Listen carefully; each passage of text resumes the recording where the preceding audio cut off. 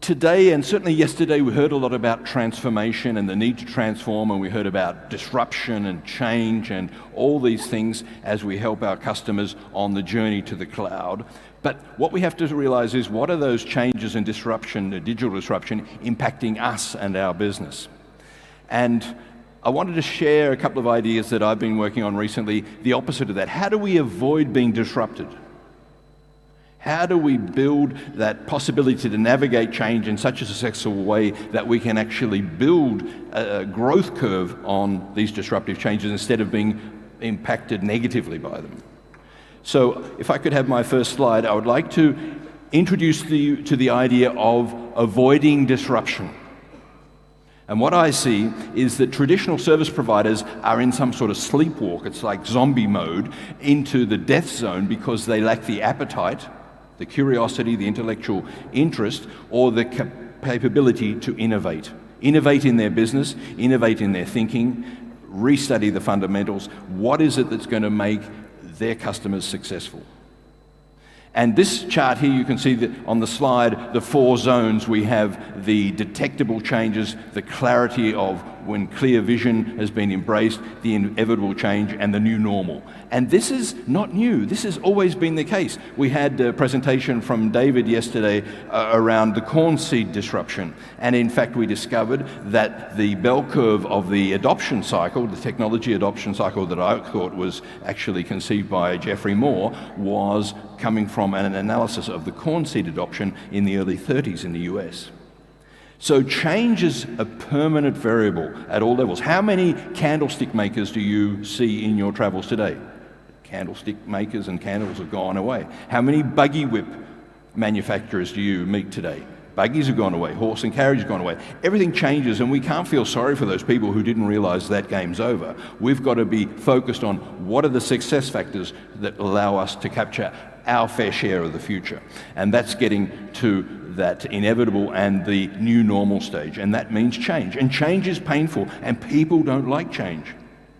But avoiding change is a slow strategy to extinction. So we have to accept the pain of change is greater than the pain of not changing, which ultimately is death. So I want to encourage you to be thinking about, where is your business in these 4 quadrants today, and what do you need to do to move it to the next quadrant? Essentially, I see 3 crossroads, 3 points of intersection. The first one is the investment in technology, which is primarily what we've heard about in the conference so far yesterday and today, versus the investment in customers and customer experience. And actually, to me, that's the why. We're doing all this so we can better serve our customers, so that we can help our customers to better serve their customers. Now we're in enabling growth of our downstream partners and customers, as opposed to investing in the technology, which is the how. So the first crossroad is separating and refocusing on the why and not being fixated by the how. The second crossroads is the last decade of leaders, and the mindset of leaders is giving way to a whole new world, the next decade of thinking and leadership, and I want to share some ideas on that with you. And the third crossroad is continuous improvement, which Lindsay just gave us a stunning presentation of wonderful examples, one after another, with the different storage technologies of incremental, linear, continuous improvements. We want that. We don't want to stop that, but at the same time, we want innovation. And what we need to do to enable innovation is a totally different process, different mindset, different way of being, to encouraging and creating and bringing about continuous improvements. So if we can get all this right, the future is going to look like this, I think. Tell me if this is what the perfect future looks like for you. That's nirvana. That's our end game. That's what we want to tattoo in our brains of what we're trying to get towards, this picture of a better future. And it'll be something different for everybody, for your end users, for your channel partners. What is their business outcomes they're trying to solve for? What is their beach? But we are in the beach provisioning business. And if we get it wrong, if we're unable to map perfect futures for those 3 crossroads we talked about, what does it look like if we get it wrong? I think it looks like this. the graveyard. Ultimately, that's where our businesses will go if we can't keep innovating, renovating, improving, rethinking, reshaping, initiating new initiatives. And companies that have gone to the graveyard are unfortunately littered in history. I think of Kodak, I think of Polaroid, just to name two in the photographic space. Kodak invented the first digital camera. What a tragedy. And they went out of business because they couldn't embrace digital. Because they thought their business was making photographic paper. And if that's what you're trying to achieve, then digital is your biggest competitor. But if you are trying to solve your customers' problems, which are capturing emotional moments, then you're not married to one technology, one how, or another how. So we have to make sure on that first crossroads, we're focusing on what is the payback, what is the interest, what is the problem that the customer is trying to solve, what is the customer's beach. And if we take them there to the beach, we go to the beach with them and we avoid the graveyard. So let's look at those three crossroads in a little more detail. The first one was the investment in technology versus the investment in customers and customer experience. Here's a chart that was generated recently, which the question was asked, which elements of digital transformation will be most important to your typical client's business in 2018? So a very recent piece of work, and I want to draw your attention just to the two top lines. Drawing insights from big data. That's not about the technology, this is about the outcome of the technology, this is the why. And we heard a lot about this yesterday with AI. AI is how we extract the insights from big data, and that's what customers want. And the presentations yesterday talked about AI, moved right up the stack from the technology and how it's delivered to the outcomes, the business outcomes, to the beach that it delivers to our customers, and of course customer experience. And we heard from Eric from cPanel that we have people who are VPs of customer experience. And all of us should have on our business card and on our name tags, I am VP of customer experience. If that's what we do, that affects our mindset, that affects our ability to be much more customer-centric, much more able to share our expertise, the value we create with our customers in a useful way. Let's look at the second crossroads, which was the last decade of leadership thinking versus the next decade. So we've got the last 10 years versus the next 10 years. I think this is very, very interesting. The primary focus in the last 10 years, and we've all seen this and we all live with this every day, is focusing on being on the bottom line and a way to improve profits. And a lot of what we heard from Lindsay's presentation was exactly that, using this new innovative technology through continuous improvements to be able to deliver better bottom line results.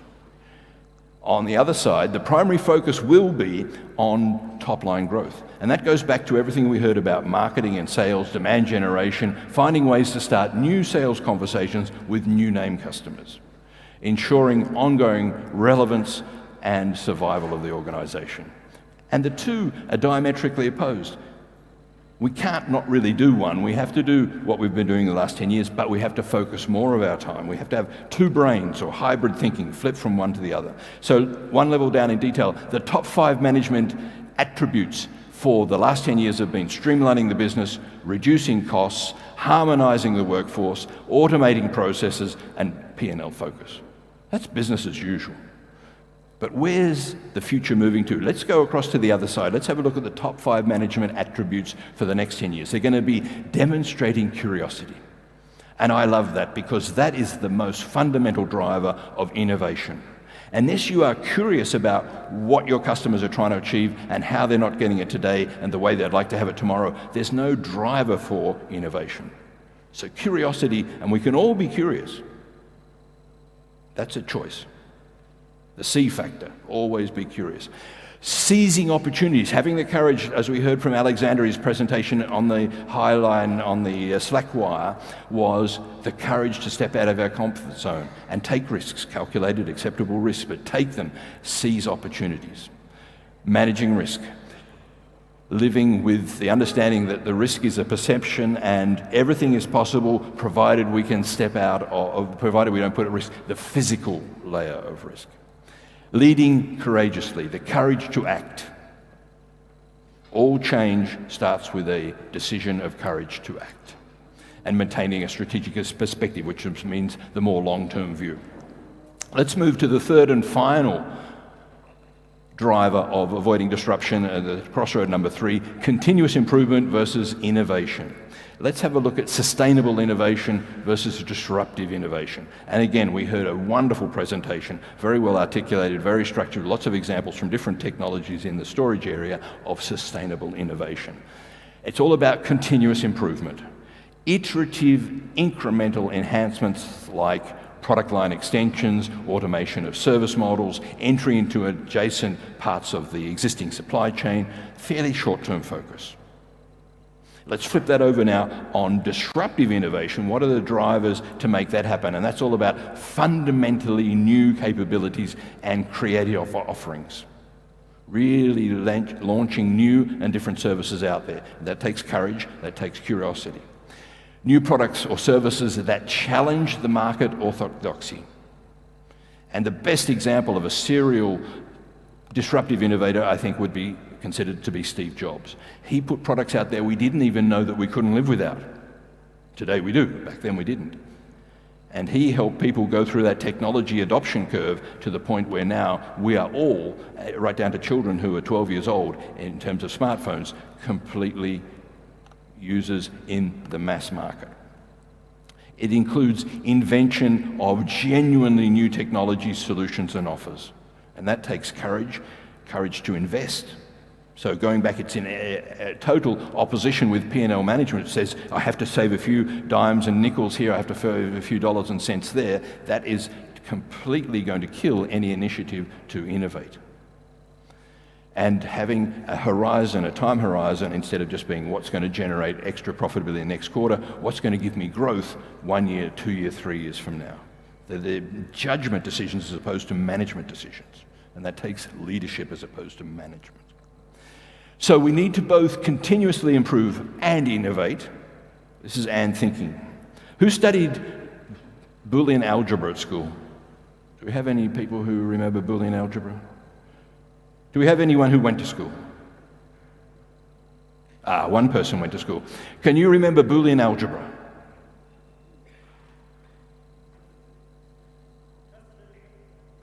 What were the two? I think there were 4 operators in Boolean algebra. What were the 2 most common and used ones? Who can remember?